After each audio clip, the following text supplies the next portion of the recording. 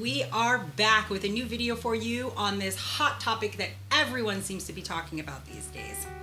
In case you haven't noticed, Zoukology has since had to remove our last posted video and replace it with an edited version taking out certain parts after numerous calls and actually being served by an attorney via WhatsApp from Brazil. That's right.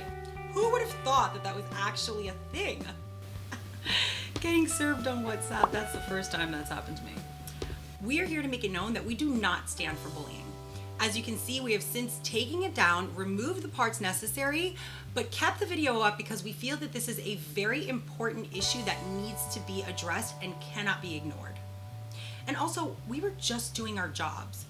We weren't accusing anyone, and we were simply informing our American and European viewers who deserve to know what's going on in the Brazilian community right now. But things have since gotten quite messy, and that's the reason for this part 2 video saga that you are about to listen to. We want to state that we are aware that some of these stories published on the anonymous IG page are not necessarily abuse or harassment, but rather male artists using their popularity to get what they want and treating women as if they are expendable.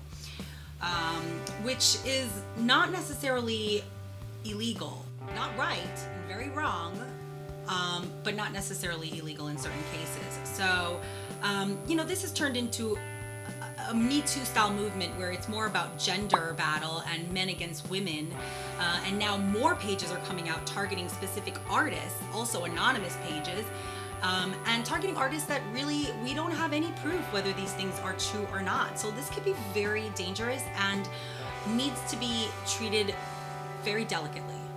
We've been hearing from a lot of students who've been asking how organizers plan to address this issue, and whether or not these accused artists will be invited to congresses from here on out. And it could be very tricky because people have rights, and unless proven guilty, we're putting these organizers in a really tough situation.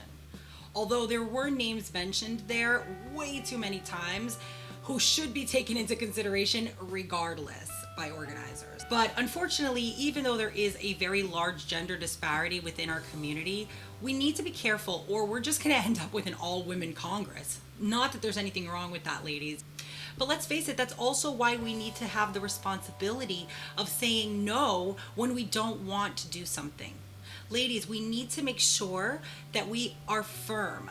We have to remember that we are in a scene with many different nationalities, so things are different, and we need to make things 100% clear and stand our ground if we really don't want something. So for example, ladies, if you ever get invited to somebody's hotel room to take a workshop or to do a private, don't be afraid to say you don't feel comfortable, and don't be afraid to say no, let's meet in the lobby instead. There's nothing wrong with that, and you should never feel any kind of pressure to go or do anything you don't want to do, no matter how important that artist is. So we want to redirect this movement towards professionalism rather than a gender issue. So instead of pushing organizers to never invite these artists to their Congress ever again, we invite them to create mandatory workshops for these instructors that they have to take. These ethics workshops should include boundaries that they'll need to respect, boundaries that they'll need to follow with their students, as well as dance floor etiquette, and anything and everything related to how a professional dance teacher should treat their students. We also invite them to create maybe a workshop for students with experts or a psychologist who could come in and teach students how to handle such a situation if they are ever put in an uncomfortable situation like that. Along with this video, I'm going to include a link to a code of ethics template that was created by Ashley Kent, the founder of District Zouk. It's a great place to start. We can add to it, we can tweak it or leave it the way it is, translate it to Portuguese, and this could be something that organizers could work off of, or at least use as a template of what are some of these code of ethics that should be followed at these congresses. So make sure you check that out. We hope that this could be a step forward to not only addressing this issue, but also creating a difference of how people should be treated in the community.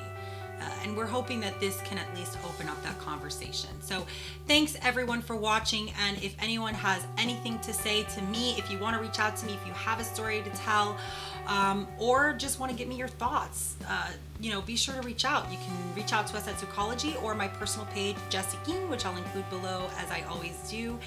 And till next time, beijos.